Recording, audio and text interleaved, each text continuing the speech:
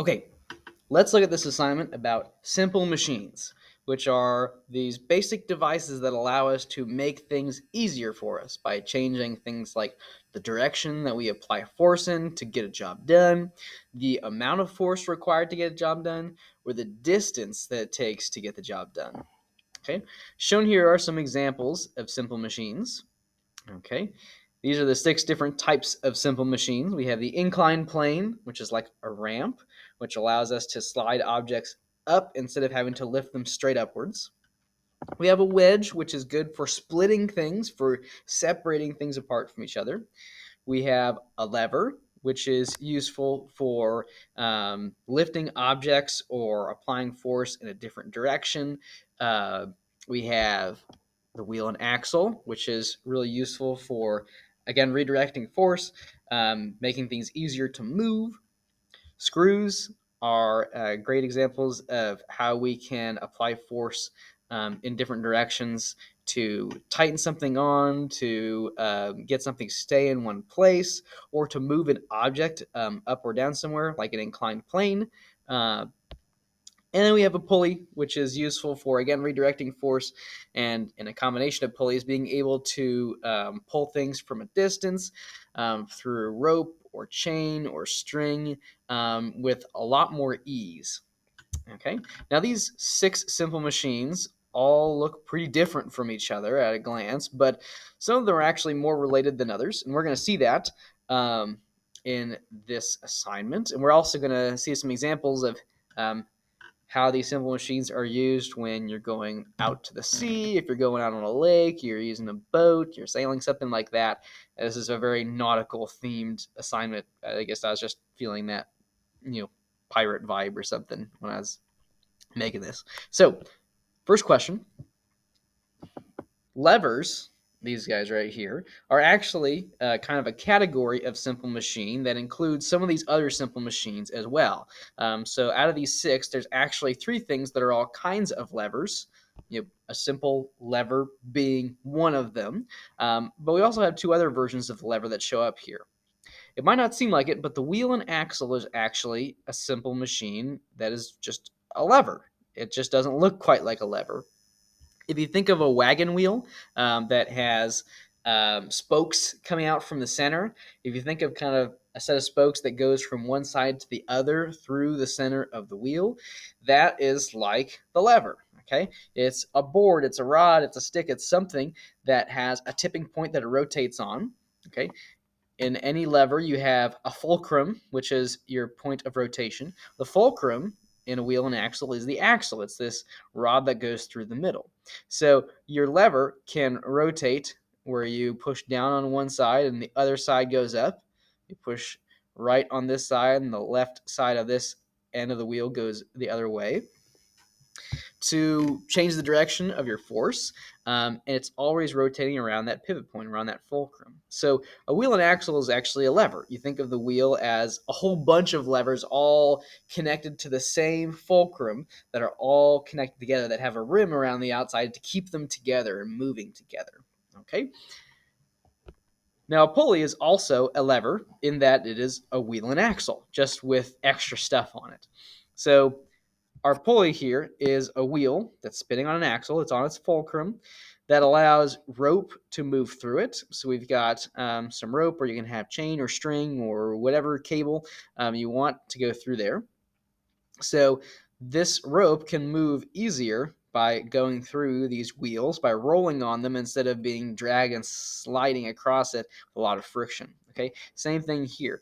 We can lift this bucket of water by pulling down on the rope, and the bucket goes up. We can redirect our force, and so it's easier to pull downwards because you're going with gravity than it is to pull upwards, which is kind of nice.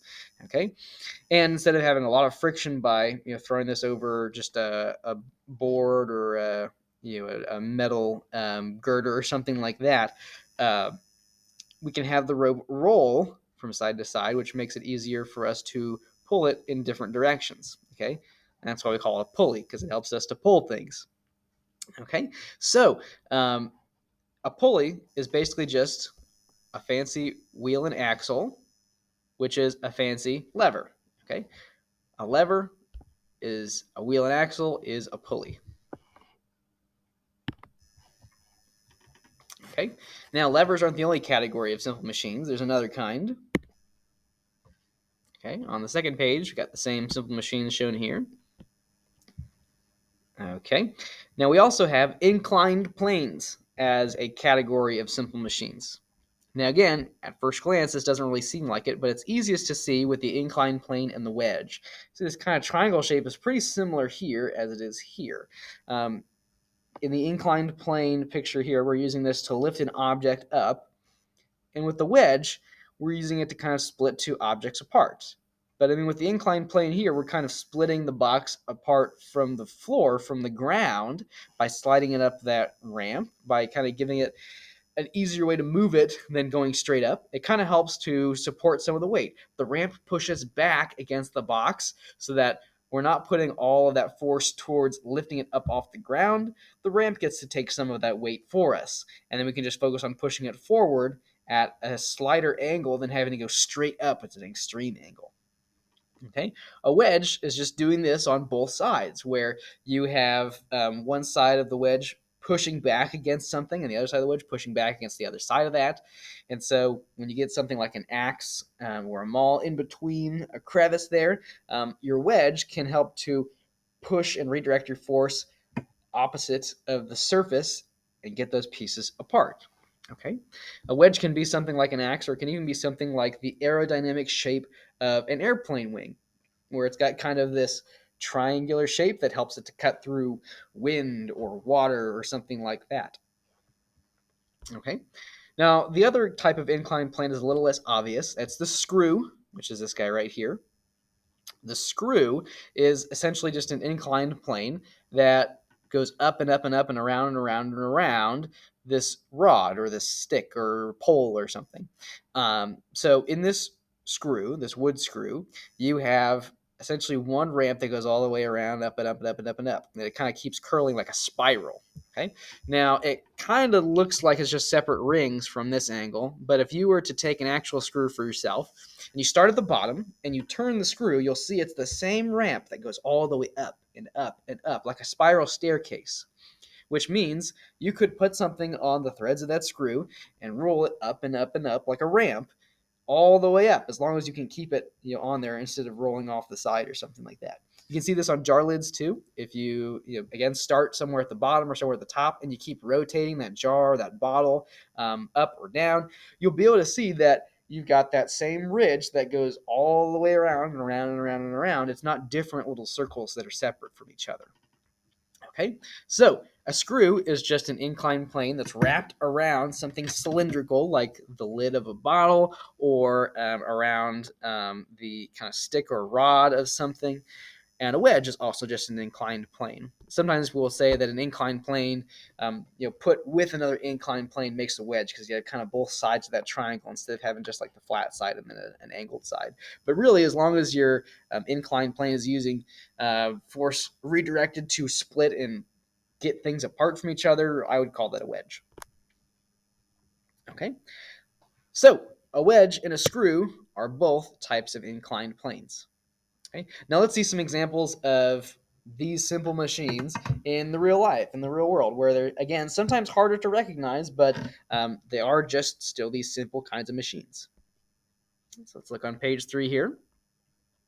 Okay, so again, these are all kind of like sailing and boat themed and things like that. So here we have a boat that's got two different versions of a ramp that can be used to pull the boat out of the water. If you and your friends were going out on the lake and you wanted to, come back at some point. At some point you got to get back on dry land. It would be a lot harder to pick this boat straight up, motor and all, and oars and things like that, and just pick it straight up and go onto the shore than it would be to slide it at a lower angle. Okay, it would take a lot less force, although you might have to cover more distance to get it to that same elevation. Okay, so these are both ramps that are being used to slide the boat up to a higher elevation without requiring as much force. Okay, on the left, this is a simpler ramp that doesn't have anything much fancy to it. We can just push the boat up onto these two metal poles and slide it. Okay, so our simple ramp on the left is basically an inclined plane. Now it doesn't have that flat surface like you normally see with a ramp, like that goes into the back of a moving truck or something like that, or that goes down like a wheelchair ramp or something. But this is still an inclined plane where something can slide up here. Okay, it just fits the shape of the boat better if it's not a solid flat piece of wood or concrete or something like that. Okay, now also to help us out, you have something. Let's see if I can zoom this. Maybe not. I can zoom up with my settings here. Yeah, okay. Let's get a little bit closer here. Okay, there's something off to the side here that kind of looks like a wheel. It looks like a round wheel or a reel that's got rope kind of around it that goes down and up through here, and that's attached to the boat. Okay, so rather than having to slide the boat up and through the ramp, through that inclined plane by hand, you could use this reel to reel in the rope and it will pull the boat for you. So it will take less force to be able to crank that handle and pull the boat in than it would be to just physically grab it and slide it on that ramp against all that friction. Okay, so this special kind of wheel and axle that has the rope running through it is a pulley. This is essentially just a pulley. Okay, well, I guess my grammar's not totally right there. I must have put that on the wrong question. Reel rope is used as a pulleys. Well, that should just be pulley to pull the boat onto the ramp. Okay, so here we have a combination of simple machines, which is most of the time how we find them. We don't usually just find like very separate simple machines. They're usually used in combination to each other to make our lives easier in a lot of different ways. Okay, they can also have this fancier kind of ramp here that has what looks like roller skate wheels or something on it. Okay, and these are exactly that. These rollers are wheels and axles. So these ones in the center kind of look longer than most wheels you're probably familiar with, like bike tires or car tires. But these are wheels all the same. They're rounded and they can roll, and they have an axle that kind of pivot point in the middle that they can rotate around. Okay, so all these little guys here, these little rollers, are wheels. Okay, all stuck to axles. So if you didn't have a pulley around to help you slide this up on the shore, it'd be a lot harder. But it'd be easier. You could cut down on the friction if you used a wheel and axle so that the boat could roll over that surface instead of having to, slide right up against it and constantly have contact with all that ramp. Okay, so on the right, these rollers are wheels and axles. And that's the part, I guess it's supposed to be plural. That's where I messed up the grammar there. Okay, let's look at some more other examples. So let me zoom this back out. Let's go to page 4. Okay, so here we got a guy with a fishing pole. So it looks like he's caught a fish and he's trying to reel something in. So in this case, he's got his hands down at the bottom of this fishing pole. He's pulling on the other side. So the pole itself is kind of like a lever. Okay, now it doesn't really look like the classic lever on the first page with like a triangle block in the middle where the two sides can kind of go up and down on, but you'll see that he is putting forces in a couple different directions. So his hand down here is pushing this way so that this end can come this way. Okay, he's pushing down on the end of the rod by his hands so that the end over the water that's pulling up the fish can go upwards. Okay, it's a lot easier than having to just lift the fish straight up through the ground. Okay, it's easier to push down than it is to pull up. Okay, so by pushing down on this end, his other hand is the pivot point, it's the fulcrum, and then he can use that to apply the force to the other end of the rod to pull the fish upwards and out of the water. Okay, now if you take a closer look at the fishing rod, you've got this reel, which rotates around and around and around. This is kind of like a wheel and axle. Okay, in a couple different ways. So this part here that's spinning this way, this one around, around, okay, is going around and around and around that point, that rotation point, that pivot, that fulcrum, or you could say an axle, and you could say this part here that's going around and around and around is the wheel. You can even look at the handle of this and say that this is a wheel and axle. So here you can actually tell a little bit better that this wheel and axle is a type of lever. you've got kind of one stick, one fulcrum point, and one place where you're putting force on so that the force can go somewhere else. So if you had a whole bunch of these sticking out in different directions, that would be more like a wheel that you would think of. But we do have a wheel and axle, a pivot point here, where your handle can rotate around and around and around. So we have a couple different places where we see a wheel and axle here. Okay. Now there is string here, and so sometimes if you see a wheel and axle and you got string and rope, the first choice would be like, oh, that's got to be a pulley. But usually we use the string and the rope to redirect your force to pull something else. In this case, we're just kind of winding up the string, and it happens to be attached to something on the other end. So I think I had this one set up so that it would take pulley as an answer, but I would say wheel and axle is a better descriptor of what the simple machine is doing for us in this case. Okay, let's look at some other examples. Okay, this guy is a ratchet and a pawl. And this is essentially the kind of mechanism that we use to keep something like this reel from unreeling when you don't want it to. So if you're reeling in your fish and then you have to let go for a second to wipe the sweat from your forehead or to get something out of your pocket, um, if the fish is still pulling, it's going to unwind all that string. It's going to escape from you. And it's like, man, I just did all that work to wind it up, and now it's just unwound itself. Well, you can use something to keep a wheel and axle from moving one direction, but not back the other direction. And that's what a ratchet and pawl is for. Okay, most of the time you'll just hear a ratchet instead of ratchet and pawl, but it's really a combination of these two things. The yellow part over here is your ratchet, and the green thing here is your pawl.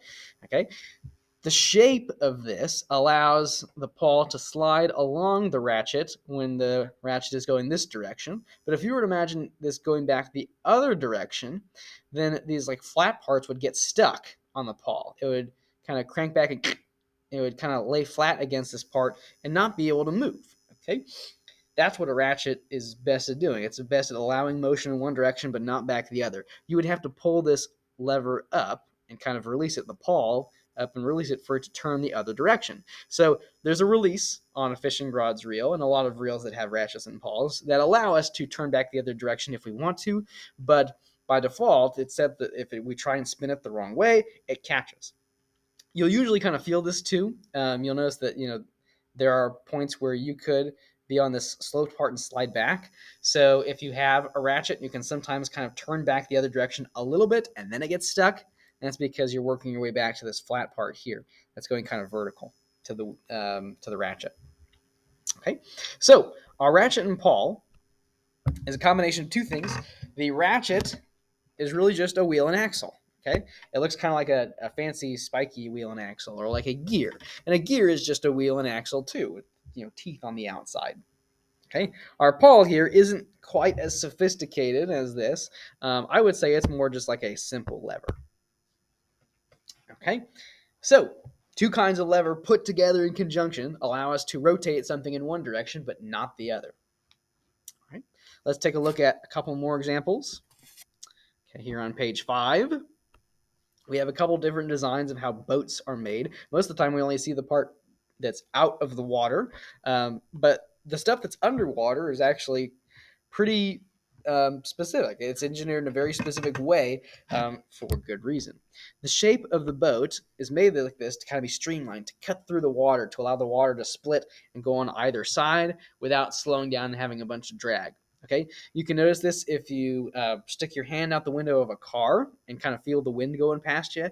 If you have your hand kind of flat sideways so that it's kind of like thin against the wind, it can kind of glide through. You'll feel it kind of going up and down above your hand. But if you hold it out so that your hand is going against the wind, like you have it flat vertically, then you end up having a whole lot of resistance that kind of blows your hand back. Okay, same thing goes for swimming in water too. When you are swimming, you try and kind of make yourself like a very aerodynamic shape, okay, or water hydrodynamic, I guess it would be in this case, where you plunge your hands and arms forward in a very straight line to pierce through the water. You don't kind of keep your body like fully out. You want to kind of keep it together. And if you try to push like your hand against the water flat, then you kind of get a lot of resistance here. So to make our boat move easily through the water, it has this shape, okay, that kind of has an edge to it that allows stuff to split and move to either side and redirect that force. This is essentially a wedge, okay? That kind of slope is sort of like an inclined plane, but more specifically, it's used to split the water to go to either side and allow the boat to move forward smoothly, okay? So, oops, I chose the wrong one. This should be a wedge. Not just an inclined plane, but a wedge. That's the more specific version of what we have here because of what it's doing. It's splitting the water. Okay. Now, if you're trying to move your boat, you might have a combination of things on the boat that are being used to, kind of move and change direction and things like that. So we've got all kinds of stuff going on. So let's see what the first thing is asking. Okay, to change direction, a navigator turns a blank at the front of the ship, which turns a rudder at the back of the boat. So here's our rudder. And at the front, we have this guy right here. Okay, this is a wheel and axle. You've got, again, this is a great example of showing kind of how a wheel and axle is a lever. You've got all these levers coming through this center fulcrum. That's your axle. And the rim around it makes it a wheel. So if you, turn this wheel and axle at the front of the ship, it changes the direction of what's going back through here. Now, I don't think there's a question about it, but these are pulleys. So in order to make the wheel do something at the back of the boat, at the rudder, you move this, it turns this, they call it a barrel, that moves these ropes in different directions that pull on the rudder and change its direction. Okay, so I didn't have a question about it in this case, but you could say that pulleys are involved there too, which is pretty cool. Okay, this is what your rudder looks like. It's kind of this sort of flat looking board.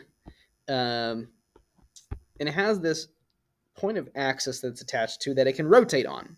Okay, if anything's rotating on that kind of point, what we call a fulcrum, it's best described as a lever. Okay, so this flat plank can kind of rotate and move one direction or the other to redirect the water to help kind of change the direction that the boat goes in. And so since it's rotating and kind of pivoting on that one point, we're going to call it a lever. Okay, now in fancier boats, you can also have one of these guys, this kind of spirally looking propeller, which helps to kind of cut and move through the water. So this is kind of like an inclined plane, kind of like a wedge, but a little bit more specific. This spirally shape is what we get for screws.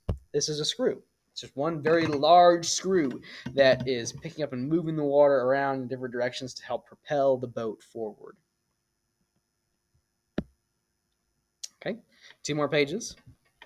Okay, so if you're out on the water and you don't have something fancy like a propeller or a sail with wind powering your motion, you might have to actually row with some oars. So there's your guys rowing with oars. Okay, so your oar has kind of one pivot point where you can put force on one end and redirect the force on the other end. So as these guys pull this way to the left, they end up pushing the oar to the right. Okay, they pull to the left, the oar goes to the right. So they're redirecting their force by having this pivot point. So this is a lever. This is just a regular old lever. Okay, now the oar itself also has a fancy shape to it on the end, okay, where it kind of gets thinner and thinner, has sort of an edge to it that it can help cut through the water, kind of like the shape of the boat itself. Okay, so this is also a wedge. Okay, the end of the oar is flat to help kind of push against the water, but to cut into the water to get it underneath the water first, we use that wedge shape to it. Okay, so we use the lever part to be able to push and pull the water once it's in the water, and to get the oar's end into the water in the first place, we use a wedge to cut right through it, to get right in there. Okay, last page. Okay, here we've got, it looks like maybe the side or the back of a boat. We've got some mass capacity stuff, so we're probably loading stuff on here using this. It's kind of like a ramp. Okay, now this ramp is pretty straightforward and pretty simple. There's no curling up a pole or anything like that. It's not used to split anything. It's just allowing us to slide something up to a higher elevation. So this is just a regular old inclined plane that you can use to load stuff onto the boat. Okay, here we have some ropes going through these kind of things called block and tackles.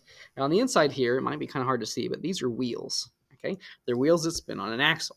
So this is a special type of wheel and axle, which is a special type of lever that's used to pull a rope and therefore lift objects one way or another.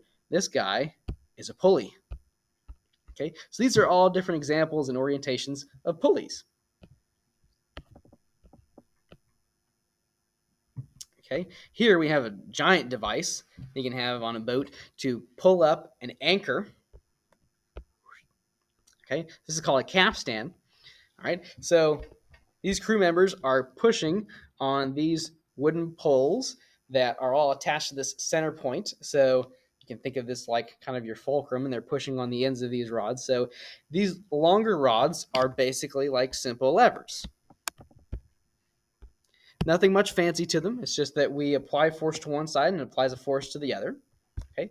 Together, all these individual levers come together in this center part here that all rotates around and around and around, which is essentially a large wheel and axle. Okay. As the wheel and axle turns, it can then reel in rope or chain and allow us to pull the anchor out of the water. Okay. Then when you're ready to drop anchor and stop your ship from moving, you just allow it to turn the other direction. Okay. I think this is our last one. Here we have a flag on a rope. Any kind of flagpole that allows you to raise and lower the flag basically just has a big loop of rope that has pulleys on either end. Okay, a set of wheels that allows the rope to travel up and down without a lot of friction. Okay, so this is just an introduction to some different places you can find simple machines and what they look like. Simple machines are all around you. They get used for all kinds of stuff. So keep an eye out for these. You'll start to recognize them everywhere you look.